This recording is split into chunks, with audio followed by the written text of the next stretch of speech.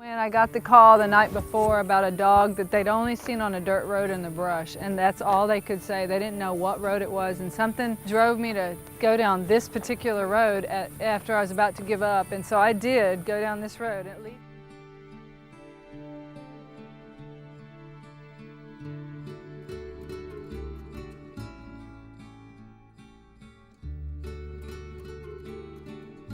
I've got the dogs that are in the front. Then I've got the dogs that are in the house right now. They've been in the house for 5 hours. And when I walk through the door, they're all going to start jumping right here. So if you have to come in right behind me, otherwise they're all going to come running out here to the front. Patricia inspired me with that, about rescuing dogs and stuff. All these dogs have come from Goliad. All right. Back! No, Max! Oh, puppies! Don't step in that! Stop that! No, stop that! Stop that! Don't pick on the puppy! Hey, Yuri! I've got one dog that I've had her now 2.5 years, and she still hates my husband. I mean, absolutely hates my husband.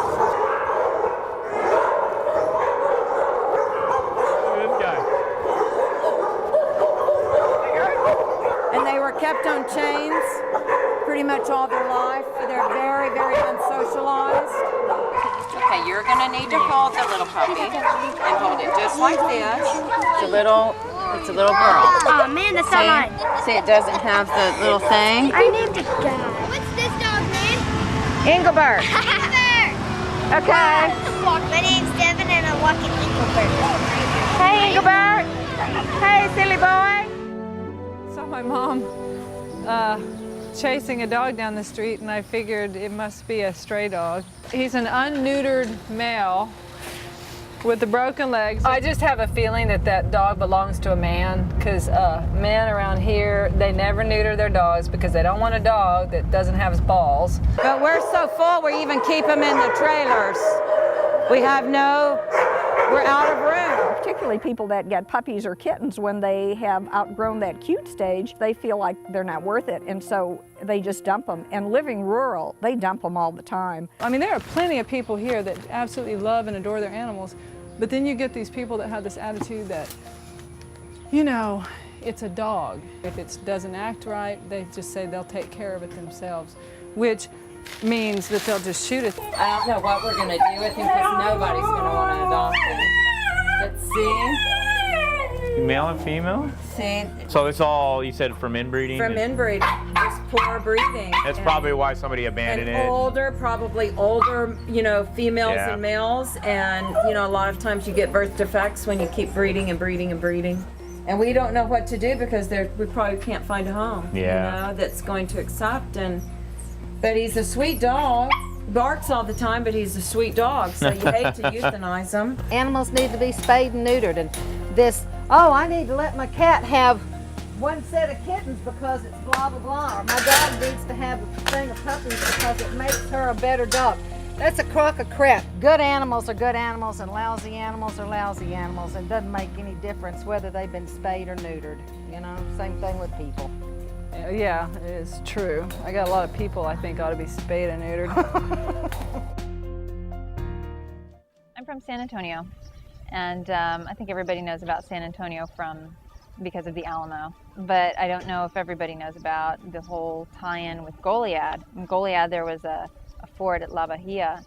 Colonel Fan was supposed to stay and fight. Instead, he ended up retreating. And because he chose to do that, they were defeated. It was a big, bloody massacre and huge failure. And ever since that day, Goliad is known for being a source of failure. There's also another legend with that. Maybe it was the 1870s or so. There was a priest giving a mass at the chapel at La Bahia, and he was in the middle of mass. Some ruffians, some outlaws, like cowboy gangster guys, grab the priest, they take him in the middle of service, and they start shooting his feet to make him dance, you know, heckling him. And luckily, some good civilians came in and subdued the ruffians and tied them up. And they turned to the priest and they said, "What do you want us to do with these guys, Father? Whatever you want us to do, we'll do. You want us to shoot them? You want us to hang them? We'll do whatever you want." The priest, who by this time is all bruised and beat up, turns to the men and he says, I curse Goliad. From this day on, nothing good will ever come out of Goliad. I guess because the guys were from Goliad. Don't step in the poop. This was my painting studio, but right now it's serving as a puppy room, which hence the poop and the pee and the papers and everything. This painting is only in the very, very, very beginning stages of completion. It's got a long way to go. I've got it in my head, but it's got a long way to go. And I need a lot of hours to do it, so I'm not going to really get them right now until I get these dogs out of here. I am legitimate. This was the article about me. See, Gallery Patricia Compton. This was when I decided I wanted to move to Texas and really go for it big with my work. And then, one thing led to the other, and here I am. This painting, it used to seem so big to me because I felt like I bit off more than I could chew with this painting, because it is the biggest painting I've ever started. I think it'll be a beautiful painting when it's finished, and I want it to be a very thick painting with just layers and layers. It's called Corsage. Now that I've done the dogs, to me this painting would be so easy if I just had the time to finish it. Doing what I do with the dogs has given me strength I did not know I ever had, and patience beyond that I ever knew I had. I want to try and get dogs adopted so I can finish this painting and get it out of here, out of my head. I want to get it out of my head, is what I want.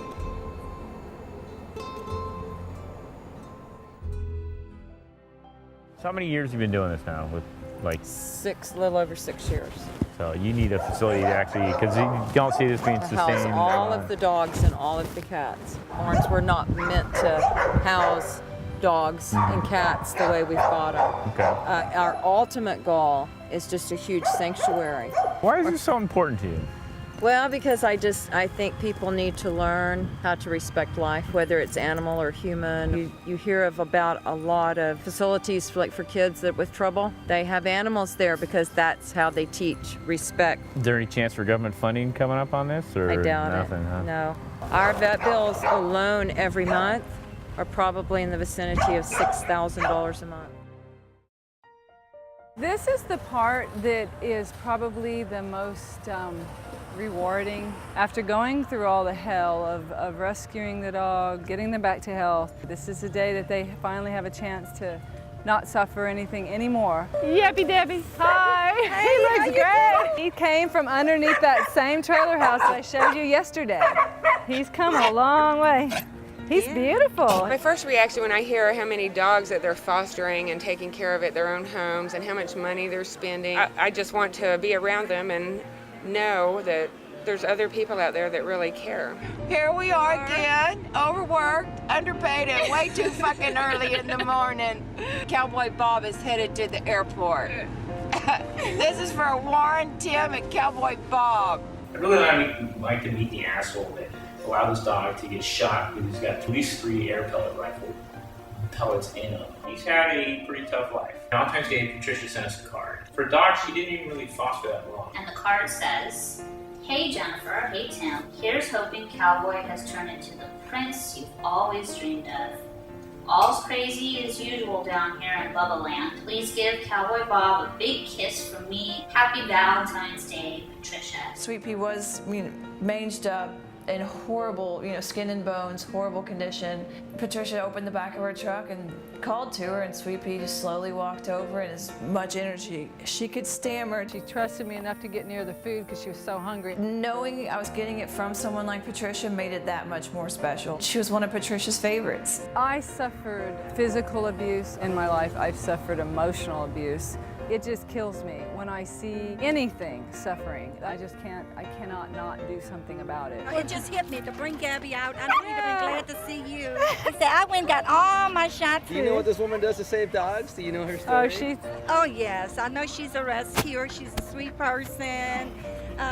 She does everything and go far and beyond to do what she has to do for animals.